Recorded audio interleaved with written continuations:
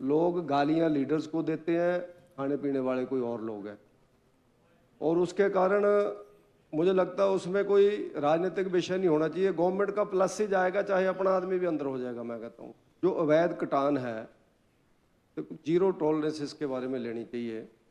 अब जैसे परसों ही बंजार का विषय आया, सुरेंद्र शौरी जी ने विषय बताया, अगर वास्तव में वहाँ पर 400 पेड़ कटे हैं तो मुझे लगता है कि विषय ध्यान में आने के बाद 24 घंटे के अंदर, वो चाहे ठेकेदार हो चाहे उस एरिया के ऑफिसर्स हों, क्योंकि हम लोग ऑफिसर्स को तनख्वाह देते हैं, उनका काम है रोकना।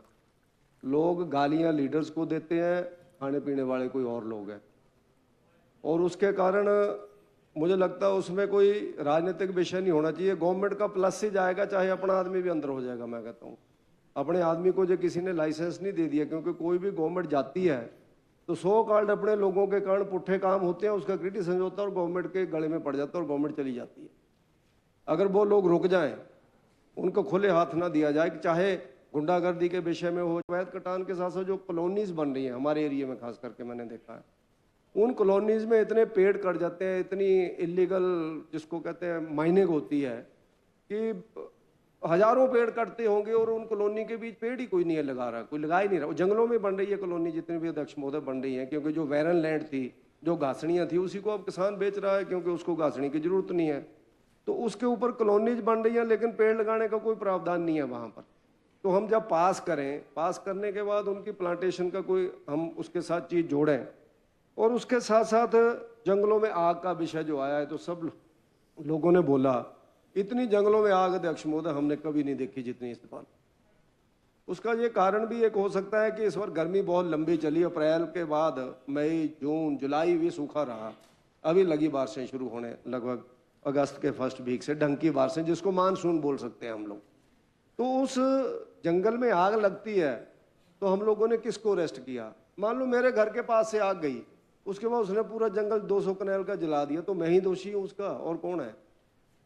तो एक आध दिन तो अंदर रखो बंदे को उठा करके, एक आध दिन तो हवालात करो उसको कि भैया तू क्या, अगर लगी मैंने नहीं लगाई, को चलता रहा गिर फेंक गया, तो क्या मैं उसको बुझा नहीं सकता था? क्या मैं उसको बंद नहीं, जब वो प्राइमरी स्टेज में थी बिल्कुल, जिसको कह सकते लगी ही थी, तो धुआं तो मेरे को ही देखा पहले, सबसे पहले। तो हमने जहाँ भी शिमला में देखा कि जब थोड़ा धुआं था तो कोई पूछता नहीं था, निचले वाले एरिया में खूब जंगल जले।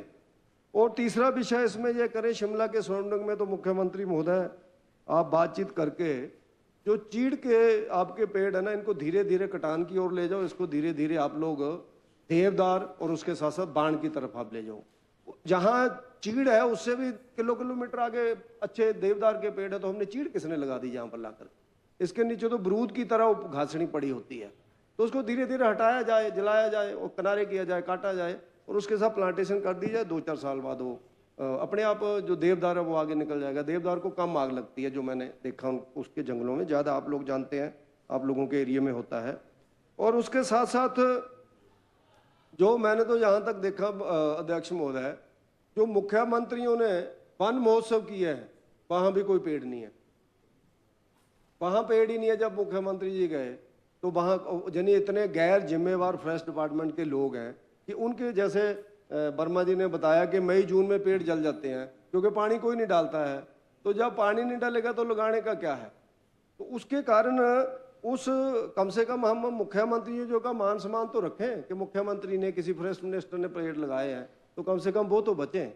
और उसके साथ साथ जो अध्यक्ष महोदय जैसा बताया ऑक्सीजन के मामले में, जैसे पीपल की बात की गई, बड़ की बात की गई, नीम की बात की गई, जब उसके साथ साथ तुलसी, इन पेड़ों को तो हम लोग पूजते हैं, तो उसके नाते इनको कहाँ हम लोग बड़ी जगह पे, पीपल का पेड़ और बड़ का, बरगद जिसको हम बोलते हैं, वो बड़ी जगह पे हो सकता है क्योंकि तो बहुत बड़ा हो जाता है, तो खुली जगहों के ऊपर लगाया जा सकता है।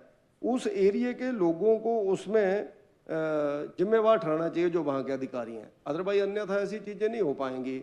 और उसके साथ साथ मेरा ऐसा मानना है, जो मैंने शिक्षा मंत्री जी की ओर इशारा किया था, मुझे लगता है इनको अपने स्कूल कितने हैं, ITIs भी जैसे धर्माणी जी के पास है, technical education, engineering college, polytechnic college, ITIs, इनकी ज़मीनों का पूरा ब्यौरा लें, इनके पास ज़मीन कितनी है, ज़मीनों के साथ साथ उसकी कम से कम बाउंड्री वाल करें। बाउंड्री वाल करके अगर मुझे लगता है आप लोग एक एक स्कूल में 40-50-100 पेड़ लगाते लगाते करेंगे तो उसी से जंगल खड़ा हो जाएगा। हमने उन्ना कॉलों में पेड़ लगाए, आज भी मैं देखता हूँ कि वो कम से कम 4-4 मंजिल के जितने पेड़ हो गए। हमने डाइट सेंटर में लगाए थे जब हम विद्यार्थी पश्चिम में थे, वो भर गए, उसमें इतने पेड़ लगे क्योंकि हमने तो टेक्निकली तो हमने नहीं लगाए कि 5 मीटर आगे लगाओ, दूसरा जहां दिल किया वहां पेड़ ठोक दिया। बाद में वो काटने पड़े और अब उन्होंने टेक्निकली जितने चाहिए उतना उसकी दूरी रखी है, वो बड़े अच्छे पेड़ है। ऐसे ही चलो वो नहीं किया जा सकता सब जगह। मेरे गांव के अंदर शमशान घाट है 13 कनाल के अंदर, उसकी बाउंड्री वॉल लगाई हमने धूमल साहब के टाइम पर 20 करोड़ की। तो उसके अंदर 47 पेड़ पहले थे, 37 पेड़ मैंने पिछली बार लगाए गांव के लोगों को इकट्ठा कर, बहुत अच्छे हो गया वो। साथ साथ उसको डीएफओ को भी बोलो, अन्यथा मैं तो कहता हूँ ज्यादा से ज्यादा पेड़ कटाने वाले ये लोग हैं। आप प्राइवेट गांव वालों को कह दो कि जंगल उगा लो, आपको 50% देंगे, मैं कहता हूँ एक भी पेड़ नहीं कोई काट पाएगा वहां पर, हिम्मत नहीं है किसी की।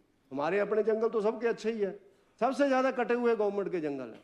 और उसके अंदर गार्ड और उसके साथ साथ गार्ड मीन्स स्टाफ के लोग, जो भी, मैं सबका नहीं बोलता कि सारे लोग एक तरह के हैं, लेकिन ज्यादातर लोग एक तरह के हो गए। इसलिए जो शरीफ है सोचता मैंने कहा को बोलना, कहा को पंगे में पड़ना, ये ठेकेदार मेरी बदली करवा देगा, ये तो बड़ा आदमी है, किसी पार्टी का आदमी है, एबीसी जिसका भी है, उससे डरता हुआ चुप हो जाता है क्योंकि डीएफओ नहीं बोलता है।